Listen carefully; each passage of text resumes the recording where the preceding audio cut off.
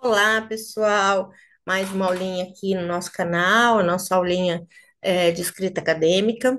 Hoje, nossa sexta aula. Vou falar um pouquinho mais sobre artigo, falar sobre citações, coisas importantes que vocês precisam saber para poder fazer um bom artigo científico. Vou compartilhar com vocês a minha tela. Já coloquei aqui para fazer um cronômetrozinho, né, para não passar muito do tempo, porque também aulas muito longas acabam ficando muito chatas, né? Então eu vou compartilhar com vocês aqui minha apresentação. Então vamos lá. Estamos aqui, né? Minha apresentação. Se vocês tiverem algum problema de visualização durante a apresentação, se vocês tiverem algum problema aí que der algum pane no. Sabe como é que é tecnologia, né? Se vocês tiverem alguma coisa aí que tiver ficado falha, vocês me comuniquem no nosso canal lá no nosso link do WhatsApp, e aí a gente resolve aí os problemas que tiver, tá bom? Então, hoje, falando sobre artigos, vendo o que que a gente precisa, né? O que que é um artigo científico. Então, a gente tem aí essa definição bem simples, até uma definição bastante simplista do que é um artigo científico, né? Que ele tem o objetivo de comunicar ideias e informações de uma maneira clara e concisa. É uma definição simplista, né? Uma definição bem rasa, né? Do que é um artigo científico. Na verdade, ele vai um pouco além disso, né? O artigo científico é ele que constrói aí um conhecimento, são os artigos científicos que né, dentro dessa comunidade acadêmica fazem o progresso, fazem as descobertas, né, as evoluções. Então, esses artigos, que também são chamados de papers, são eles que vão levando, né, o conhecimento e a ciência adiante. Então, de maneira bem simplista, né, como eu já falei, é essa definição que se dá para um artigo, né? Aí eles falam também que é um texto condensado que vai ser publicado num periódico especializado. A gente vai ver também quais são esses periódicos, como são essas publicações, onde a gente pode colocar nossos artigos, onde a gente pode publicar, né? Qual vai ser a visibilidade em cada tipo de publicação. E ele vai ser um pouco diferente dos outros textos acadêmicos, porque ele vai ser menor. Como já falou, né, no item anterior, ele é um texto condensado. Geralmente, um congresso, uma revista, pede um artigo aí em torno de 12 a 15 páginas. Alguns pedem 18 páginas, mas assim, estourando, né? E aí vai depender muito também do tamanho da entrelinha, né? Tem alguns que pedem entrelinha simples, tem outros que pedem entrelinha de 1,5. Quando pede entrelinha de 1,5, vai um pouquinho mais de páginas, né? Quando pede entrelinha simples, vai condensar mais o texto, então vai ficar mais apertado. Agora, quando a gente manda, né, o artigo para uma revista, os congressos geralmente eles possuem os templates, né?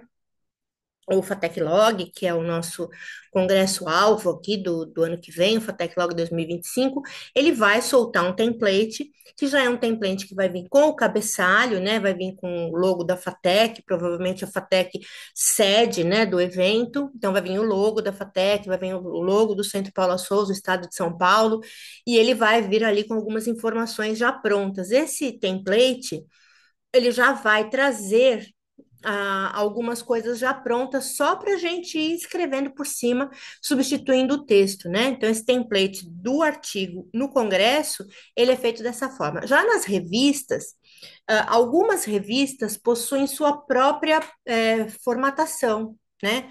Então, algumas revistas possuem seu próprio layout. Então, o que que seria isso? Então, eu tenho uma revista acadêmica e eu quero dar para essa revista uma aparência de revista mesmo, né? Aquelas colunas, né? Aquela forma de colocar as imagens. Eu posso fazer isso, né? A revista acadêmica tem essa liberdade de fazer isso, esse layout diferente, ou então simplesmente colocar.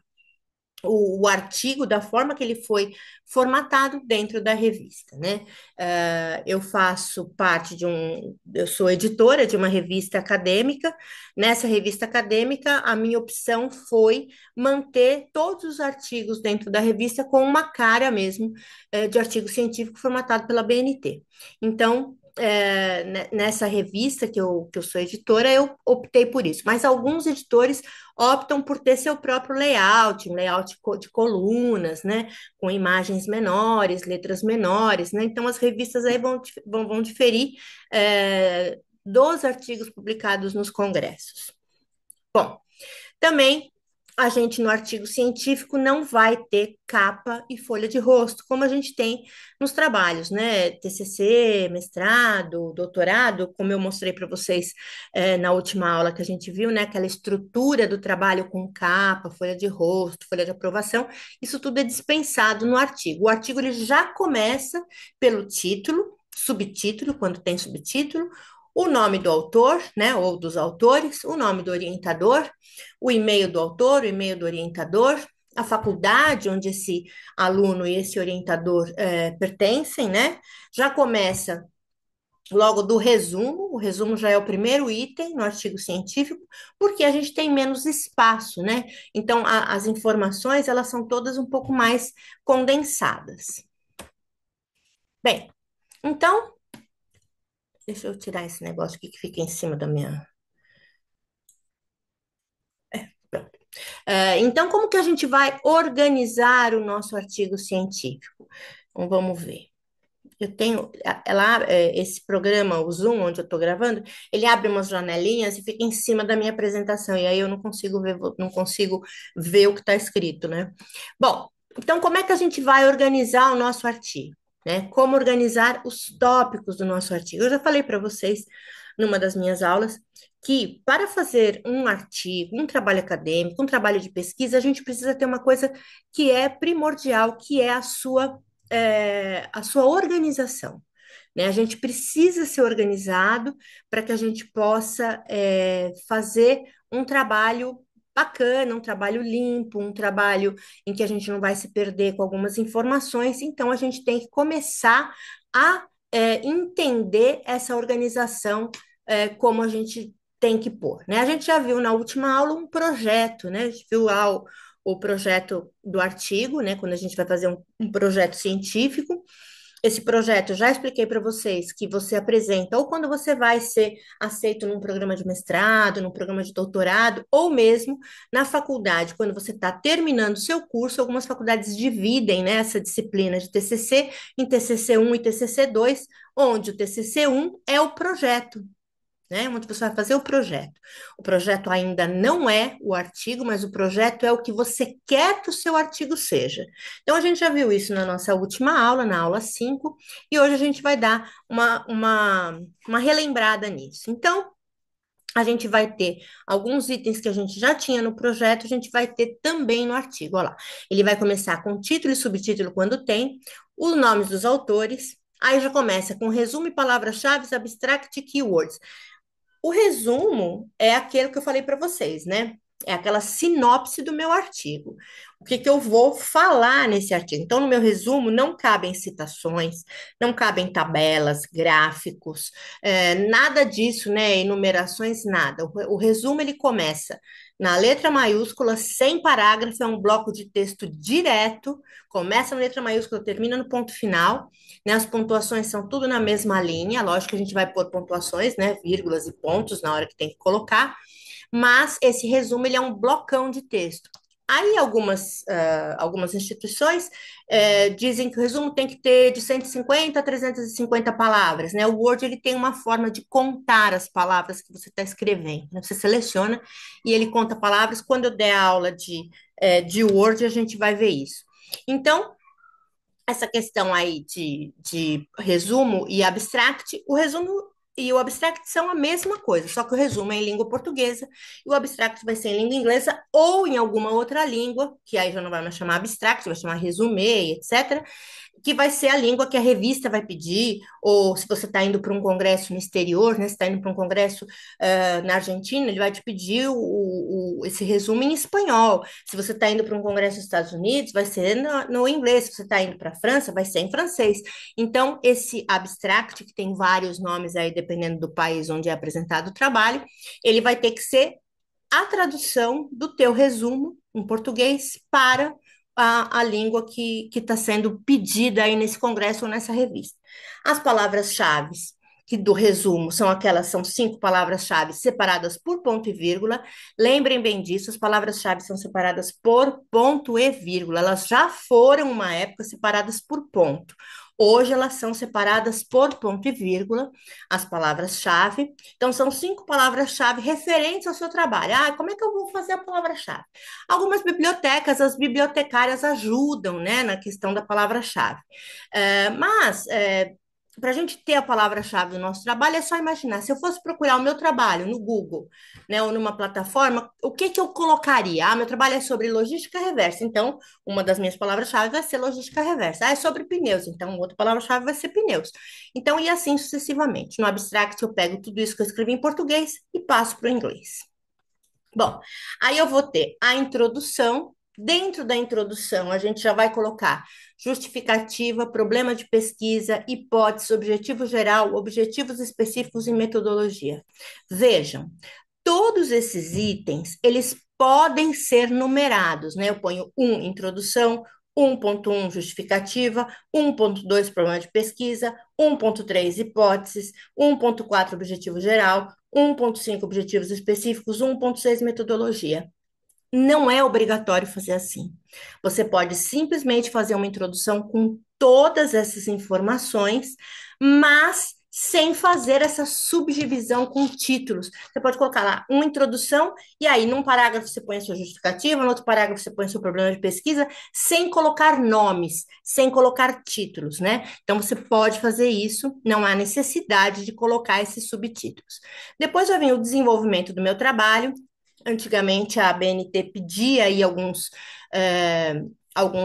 temas pré-estipulados, né? Hoje a BNT entende que você pode fazer introdução, desenvolvimento e considerações finais, e dentro do desenvolvimento, esse autor ele vai colocar quantos e quais capítulos ele achar que são necessários para fazer aquele artigo.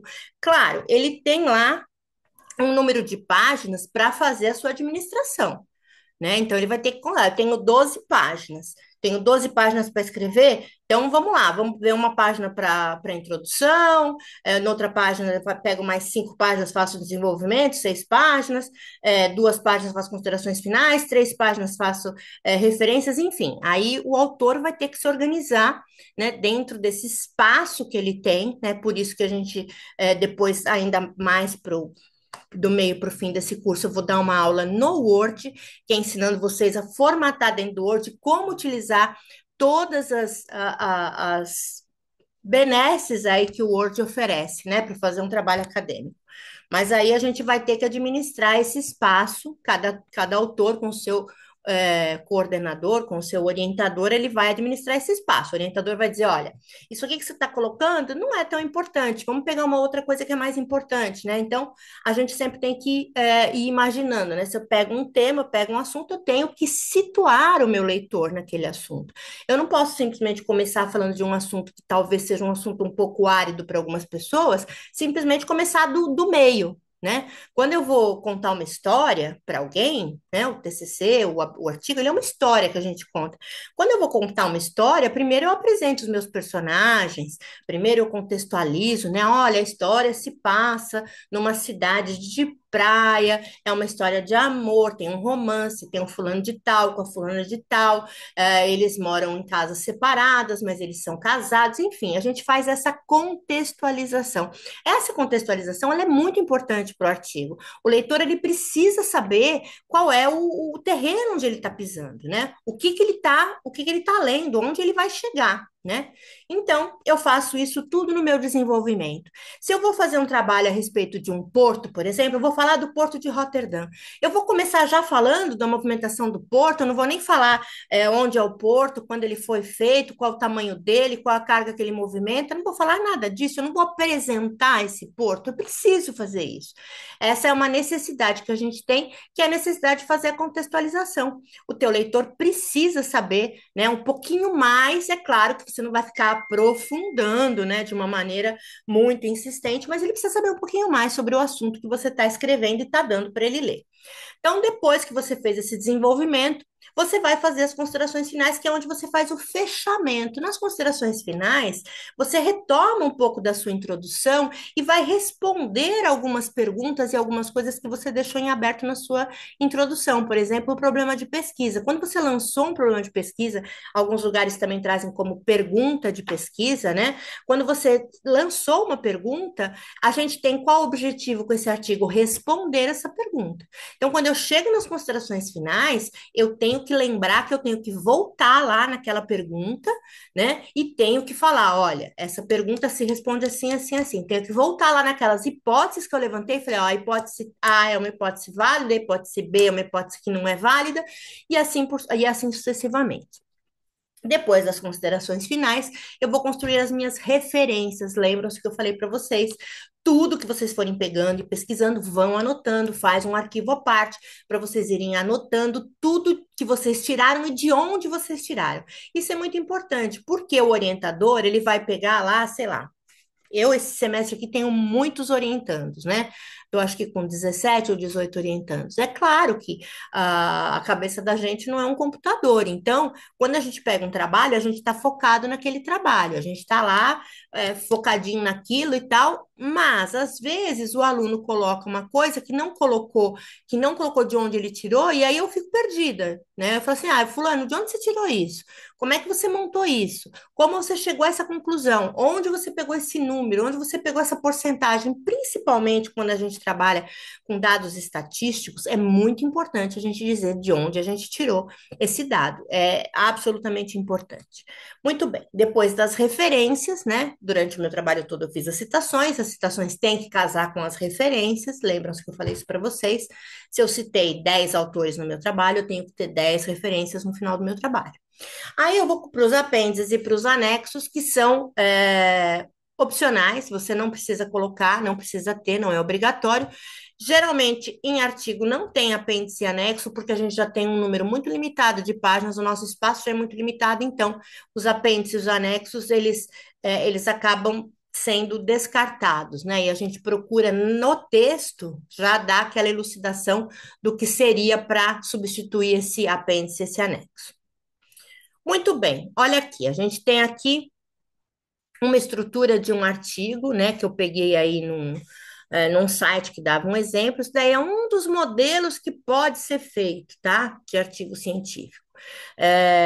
Esse modelo foi feito pela própria revista, onde ele ia ser publicado, né? Então, era um modelo, ó, tá escrito lá em cima, modelo de artigo de periódico baseado na NBR 6022. Então, esse modelo aqui, o que que ele pede? Ele pede que você faça o título do artigo centralizado, nome dos autores em caixa alta e baixa. O que que é caixa alta? Lembrando, né? Isso aí é uma linguagem meio da área de jornalismo, de publicidade. Caixa alta é quando todas as letras são maiúsculas, caixa baixa é quando todas as letras são minúsculas, né? Então, caixa alta, alguns artigos pedem título em caixa alta, nome dos autores em caixa alta, títulos dos capítulos também em caixa alta. Outros pedem o título do artigo em caixa alta, mas o nome dos autores em caixa alta e baixa. Alguns artigos também, alguns templates, eles vêm assim: o nome do autor, traço, a faculdade onde ele leciona, o e-mail institucional dele, traço a faculdade onde ele leciona, onde ele estuda, né? Outros já não, outros já colocam o nome do autor com deixa eu pegar aqui o meu ponteiro, eu adoro meu ponteiro, apontador laser, né? Até parece. Então, aqui, como esse aqui tá fazendo o seguinte: ele dá o nome da autora, né? Maria Bernadette Martins Alves, e ele põe aqui. um asterisco, né? Alguns lugares eles põem o númerozinho um. Quando ele põe o númerozinho um, o que que ele está fazendo? Uma nota de rodapé. E aí, na nota de rodapé, ele vai pôr um mini currículo dessa pessoa. Olha aqui, explicitado aqui do lado. Ó, vai vir um breve currículo. Ó. Então, a Maria Bernadette Martins Alves, ela é bibliotecária da Biblioteca Universitária da Universidade Federal de Santa Catarina, mestre em engenharia de produção na Universidade Federal de Santa Catarina, e o e-mail dela é berna@ufsbr, né? A segunda autora, Suzana Margarete de Arruda, tem dois asteriscos, né? Vem aqui embaixo com dois asteriscos. Em outros lugares seria número um e número dois. Então, vem lá. A segunda autora, ela é bibliotecária, na Biblioteca Universitária da Universidade Federal de Santa Catarina, especialista em gestão da informação, Universidade Federal de Santa Catarina, e-mail suzana@ufscbr, tá? Então, alguns artigos pedem assim, outros já pedem. O FATEC Log, ele já pede lá em cima, ele já pede para você colocar o nome do autor, o e-mail institucional e a faculdade. Né? Ele não pede esse mini currículo aqui, né, onde a pessoa se formou, etc. e tal. Então, aqui a gente vai ter um título centralizado e aqui a gente vai ter esse mini currículo das autoras.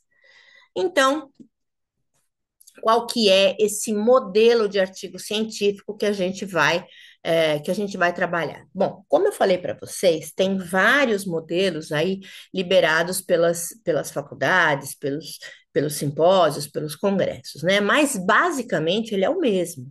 Né? Ele muda muito pouco de um para outro, né? Vai mudar uma coisinha ou outra aí, mas é muito pouco, né? Então, no modelo a gente vai ver título e subtítulo, né? Quando eu tenho um subtítulo, nem sempre eu tenho um subtítulo, conforme eu mostrei lá na página. Os nomes dos autores, a instituição onde esses autores estudam ou dão aula. Quando a gente faz um trabalho, um artigo com um orientador, que é o caso do FATEC Log, a gente coloca o nome dos alunos primeiro, né, em ordem alfabética, como sendo autores, e abaixo dos autores coloca lá o orientador, o nome e o título do orientador. Isso é importante também, né? Se ele é mestre, se ele é doutor, se ele é PhD, então isso é importante colocar também o título do orientador. Esses nomes vão ficar alinhados à direita, tudo em maiúsculo. É assim que o FATEC Log pede, né? Por isso que eu fiz com esse modelo, né? E aí o e-mail vai ser tudo alinhado também à direita, tudo em minúsculas, né? Conforme esse exemplo que tem aqui, né? Então, quando o FATEC Log solta o template, ele já solta desse jeito que vocês estão vendo aqui.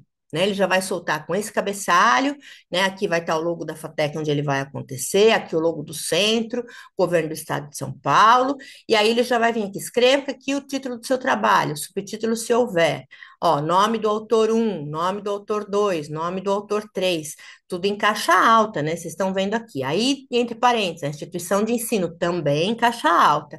E embaixo, o e-mail institucional. Gente, é importante que vocês, no FATEC Log, que vocês utilizem o e-mail institucional de vocês. Vejam, vocês estão fazendo parte de um congresso que é da FATEC. Vocês têm o e-mail da FATEC, então vocês vão usar o e-mail institucional. Nada de colocar aqueles e-mail bruxinha bonitinha @gmail.com, nada de colocar esses e-mails engraçadinhos que a gente fez quando a gente tinha 12 anos, né? Então a gente tem lá um e-mail sério, que é o e-mail institucional, é esse e-mail que a gente vai utilizar. Então, colocou o nome dos autores, se eu não me engano, FATEC Log até 3 autores e um orientador. E aí a gente vai pôr embaixo, orientador, professor, o título, o nome do orientador, entre parênteses a FATEC, onde ele faz parte, onde ele está te orientando.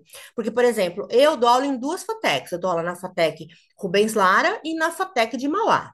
Se eu estou orientando um aluno da FATEC de Mauá, vai aparecer entre parênteses FATEC de Mauá. Se eu estou orientando um aluno da FATEC Rubens Lara, vai aparecer entre parênteses FATEC Rubens Lara. O meu e-mail institucional é o mesmo nas duas FATECs. Então, vai lá, gisele.prada@fatec.sp.gov.br. Todos os alunos também têm esse e-mail institucional. Os alunos da FATEC têm o @FATEC e os alunos da ETEC têm o @ETEC, tá? Então, aqui, título centralizado, nome dos autores e nome do orientador. Isso é importante, a gente não pode esquecer, a gente tem que ter esses dados aí de saída.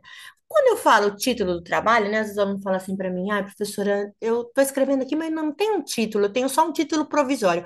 Vai trabalhando com esse título provisório, né? E à medida que for sendo necessário, ou que a gente for pesquisando e achando outras coisas e achando que o meu trabalho está arrumando para um outro lado, eu posso mudar esse título. Até no momento da submissão do artigo, eu posso mudar esse título. Esse título não é fixo, ele pode ser mudado. Bom, e aí vem a parte do resumo. Vocês estão vendo aí do lado direito um resumo que eu fiz num artigo que eu escrevi sobre reuso de contêineres, né? Então, aqui tem todo o resumo, é aquela sinopse que eu falei para vocês, né? Depois vocês dão uma pausa aí no vídeo se vocês quiserem ler, né? Embaixo tem as palavras-chave, né? Container, ponto e vírgula reuso, ponto e vírgula construção civil, ponto e vírgula sustentabilidade.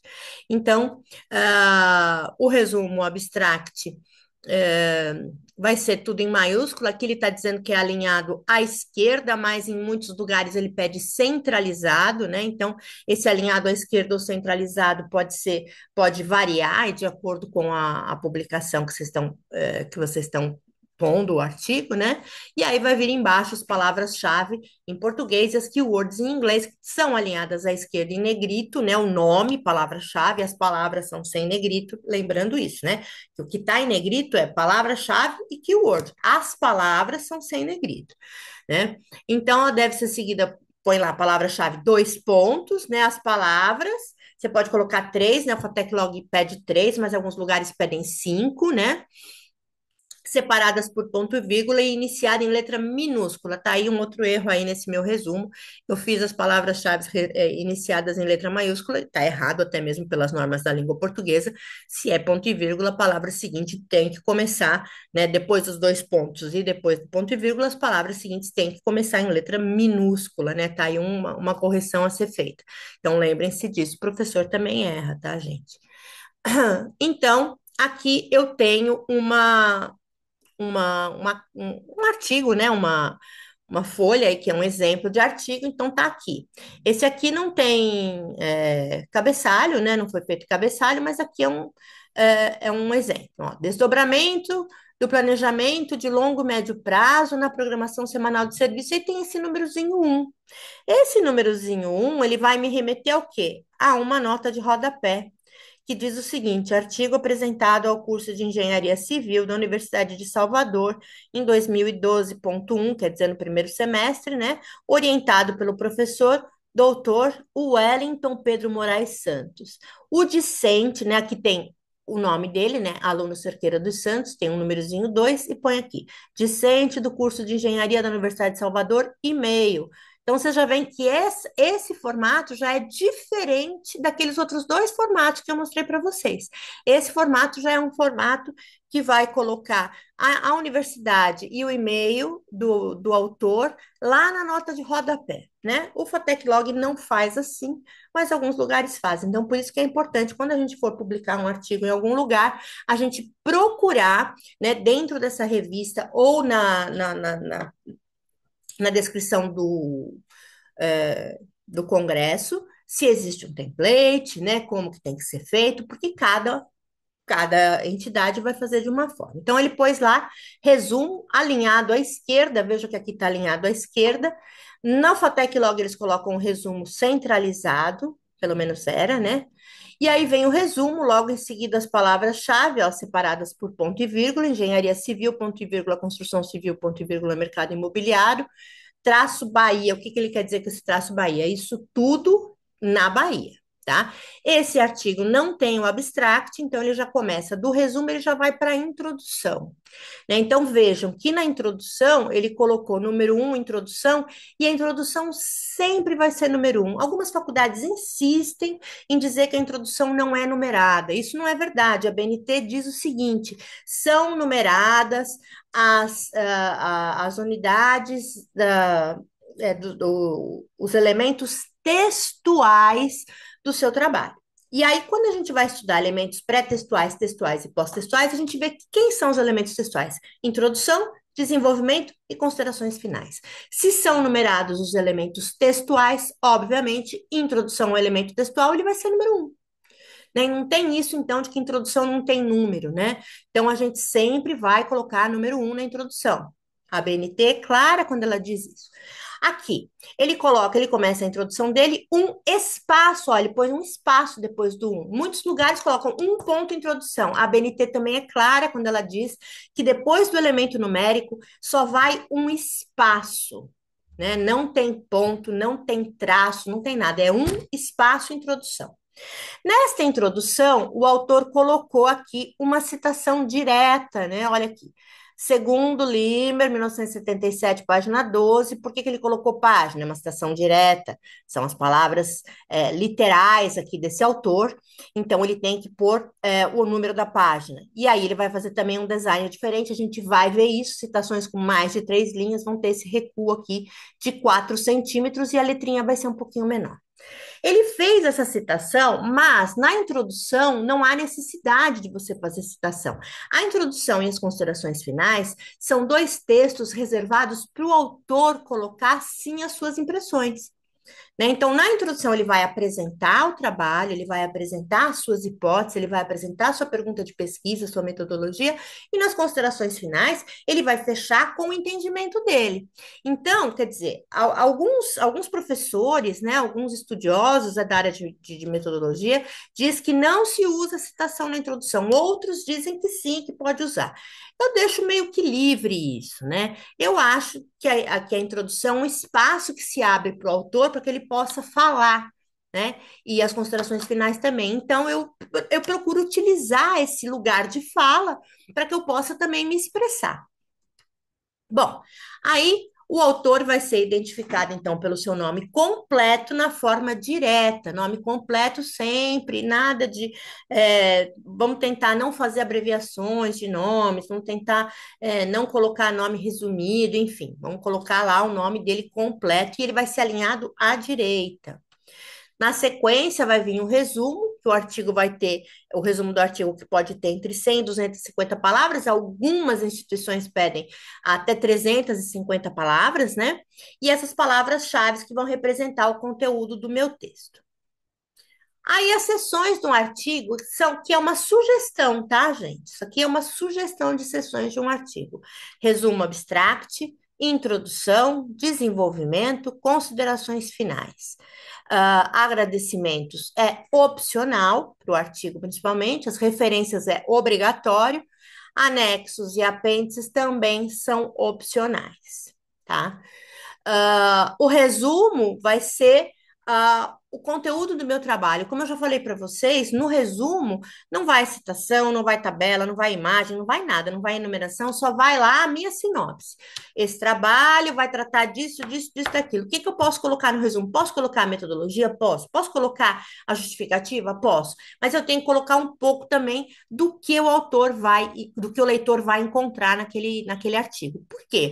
Algumas universidades, elas publicam apenas os resumos dos trabalhos, né? Então, quando você vai entrar lá numa plataforma de uma faculdade, e você vai procurar lá artigos, você vai encontrar os resumos dos artigos. A própria Cielo faz isso.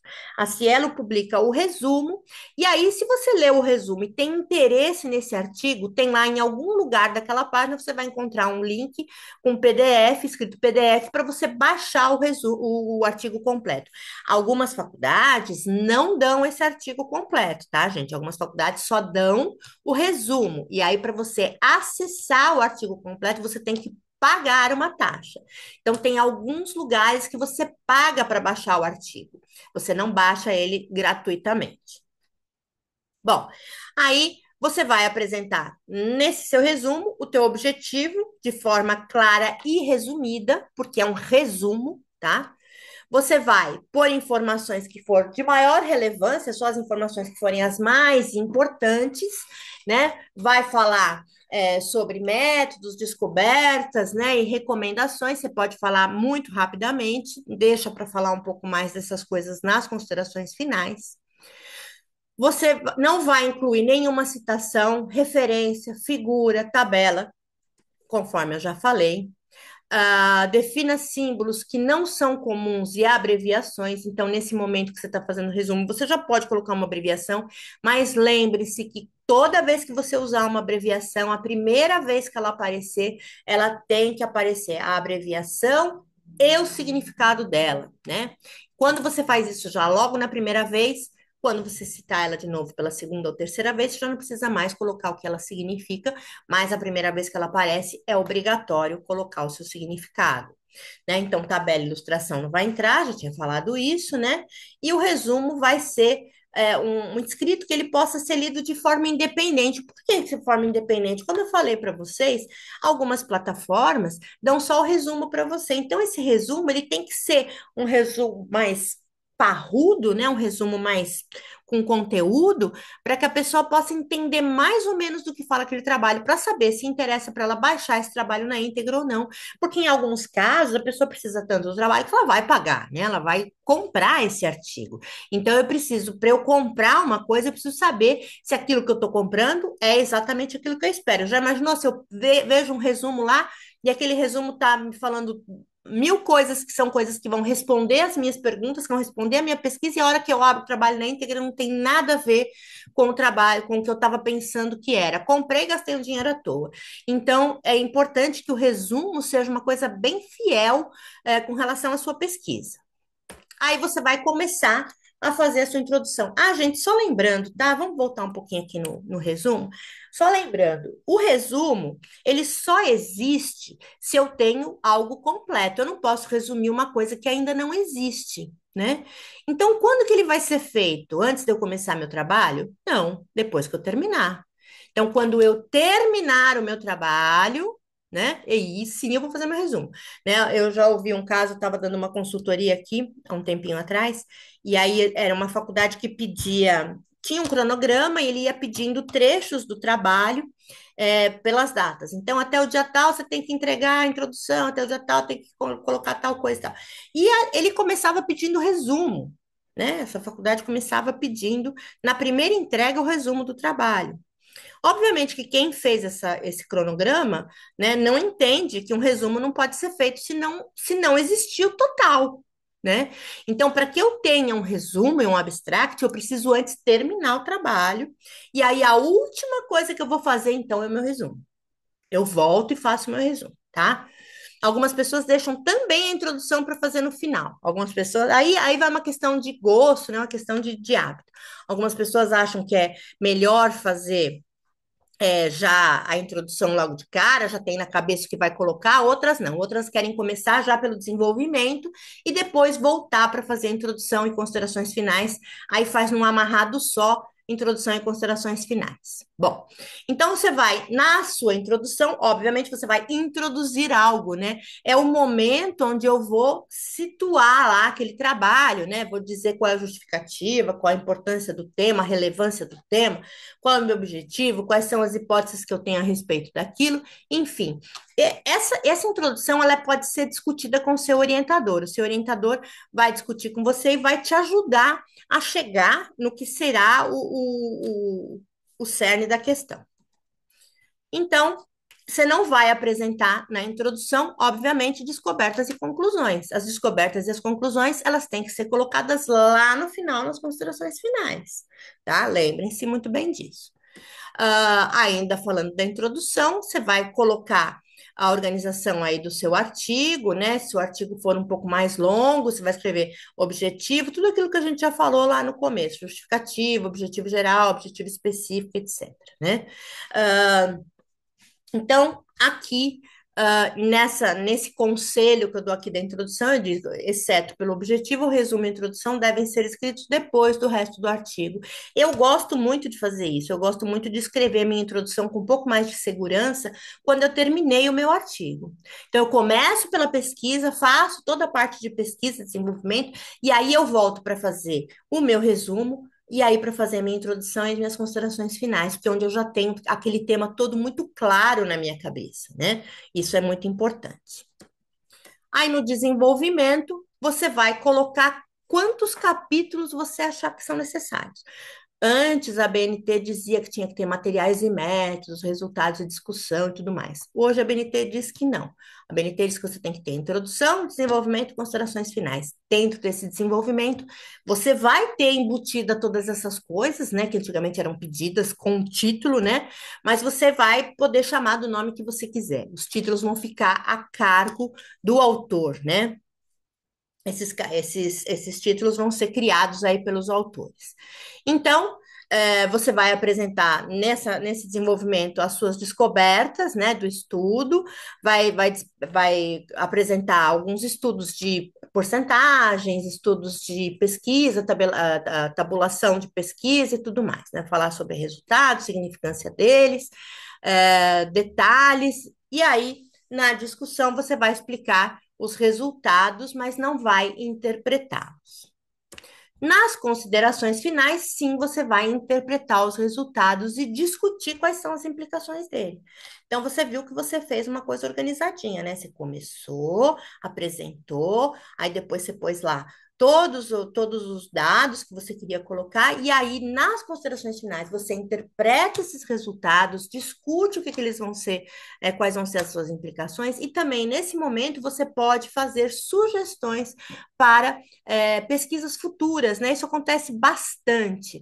Nas considerações finais, é importante que você não apresente nada novo. Considerações finais, você está fechando o seu trabalho. Então, você não pode colocar nada novo. O novo vai terminar lá naquele momento em que você terminou o seu desenvolvimento. Quando você terminou o seu desenvolvimento, dali para frente, nada novo pode entrar, porque nas considerações finais é para você fechar o trabalho, não é para lançar nada novo.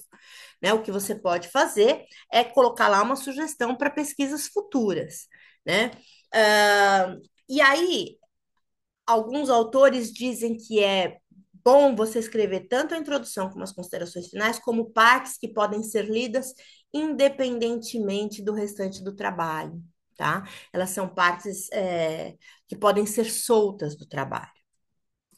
Ainda nas considerações finais, você pode incluir suas deduções, você vai concluir todas as coisas que você descobriu, você vai incluir a sua resposta, se você teve uma resposta na sua pergunta de pesquisa, se ela foi positiva, se ela foi negativa, né? E aí você vai arrematar esse trabalho.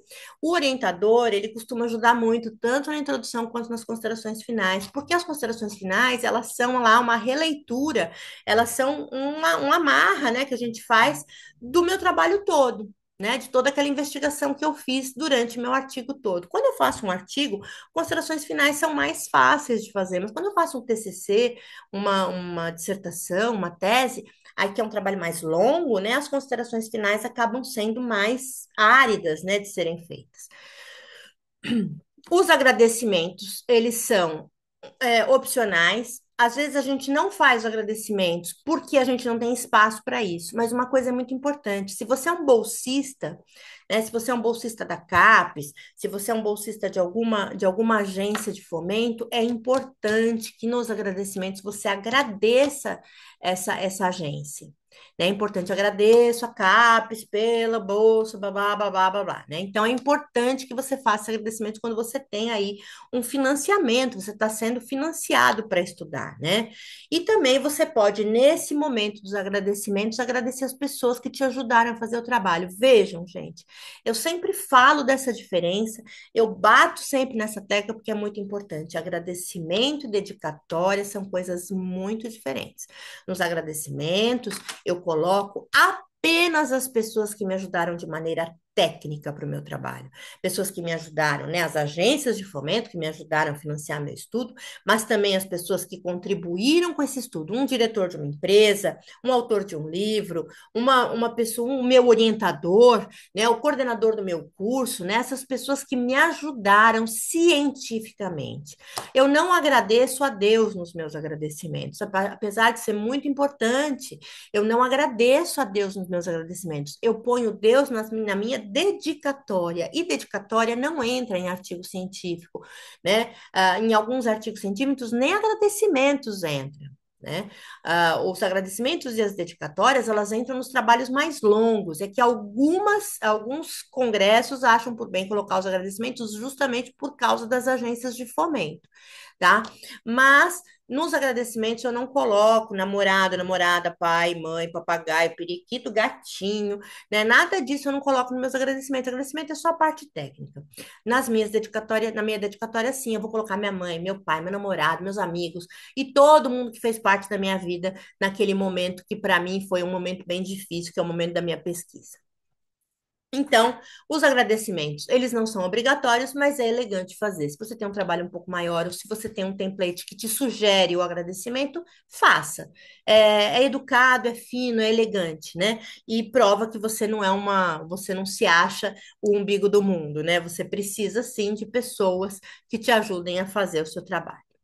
Onde que a gente vai buscar todo esse conhecimento, né? Google Acadêmico, olha só, a gente tem lá dentro do Google um Google que é acadêmico. Esse Google Acadêmico ele é específico para artigos, trabalhos acadêmicos, então ele é um Google diferente. Você digita lá no Google normal, Google Acadêmico, ele vai te dar esse endereço, scholar.google.com.br, e você vai lá nesse local ter acesso aí a várias publicações.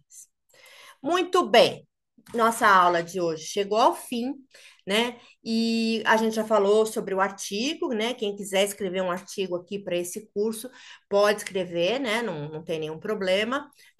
Eu tô aqui um pouquinho atolada com os artigos, mas não tem problema, a gente sempre dá um jeito, sempre cabe mais um. E vocês querendo, vocês me procurem, me perguntem, a gente vai, quando vocês forem tendo já os assuntos, vocês podem já ir me mandando, e eu já vou poder fazer aí umas considerações, vou poder ajudar vocês com pesquisa, com tema, com assuntos aí que vocês, locais que vocês possam pesquisar, tá? Então, quem estiver formando grupo, quem estiver formando sua dupla, né, com alguém que está inscrito também no nosso curso, já me manda, né? Então, a tarefa de presença da aula de hoje, a gente precisa fazer essa tarefa de presença, vocês sabem disso, né? Eu vou colocar lá no Teams, eu acho que eu estou devendo a tarefa de presença da aula 4, 5 e 6, né? Eu já vou colocar lá. E aí vocês vão fazer para mim a tarefinha de presença, que é colocar o nome de vocês, a área que vocês pretendem fazer o artigo, e aí uma coisa bem provisória do que vocês pretendem fazer. E quem não pretende fazer artigo nenhum, coloca que não vai fazer artigo nesse momento, que vai deixar para o Fateclog, ou que vai deixar mais para frente. Tá bom? Só para a gente ter lá uma certeza de que vocês assistiram a aula, sabem que a gente precisa ter esse 75% de presença para que vocês possam, no final desse curso, obter o certificado. Tá bom, pessoal? Qualquer coisa vocês me procuram e a gente resolve aí todos os perrengues, tá bom? Um beijo em todos e muito obrigada por me acompanharem mais essa aula.